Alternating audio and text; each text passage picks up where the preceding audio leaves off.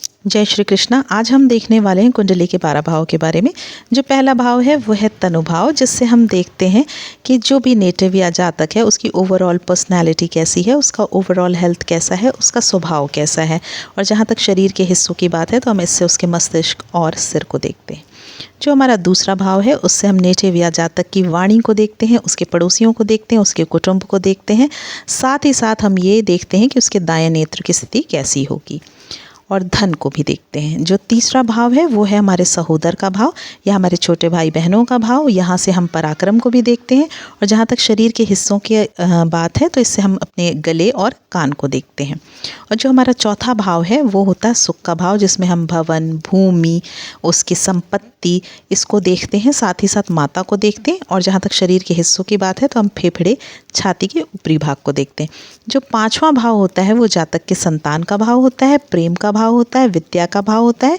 और यहाँ से हम देखते हैं कि छाती का जो निचला हिस्सा है अर्थात हार्ट है उसको हम देखते हैं। और स्त्रियों के केस में गर्भाशय को भी हम यहाँ से देखते हैं। जो छठवां भाव है वो है रोग, रिपु, ऋण का, अर्थात यहाँ से बीमारी देखी जाती है। जो हमारे शत्रु हैं वो देखे जाते हैं और जो हमारे ऋण है वो देखा जाता है।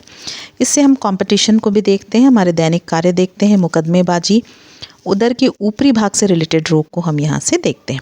जो हमारा सातवां भाव है वो होता है विवाह या पार्टनरशिप का भाव होता है। और साथ ही साथ यहाँ से हम जननेंद्रिय के जो रोग होते हैं वो सब देखते हैं।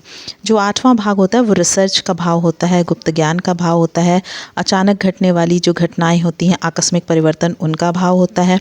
साथ ही साथ उदर के जो निचले भाग संबंधी रोग होते हैं, एनेस्टेस्टिस, इन सब के जो रिलेटेड रोग होते हैं वो हम यहाँ से देखते हैं। इसके अलावा पूर्व जन्म की स्थिति भी यहाँ से देखी जाती है। जो नौवां भाव है हमारा वो भाग्य का भाव होता है, उच्च शिक्षा का भाव होता है। और बहुत सारे लोग इसको पिता का भाव भी मानते हैं। यहाँ से हम लॉन्ग डिस्टेंस भी देखते हैं। और यदि शरीर के अंगों के बारे में देखें तो यहाँ से हम अपनी थाइज़ को देखते हैं इस घर से। जो हमारा 10वां भाव होता है वो होता है नौकरी, राज्य, पिता, पद, प्रतिष्ठा, प्रभुता का भाव। और शरीर के अंगों में घुटनों को हम यहाँ से देखते हैं।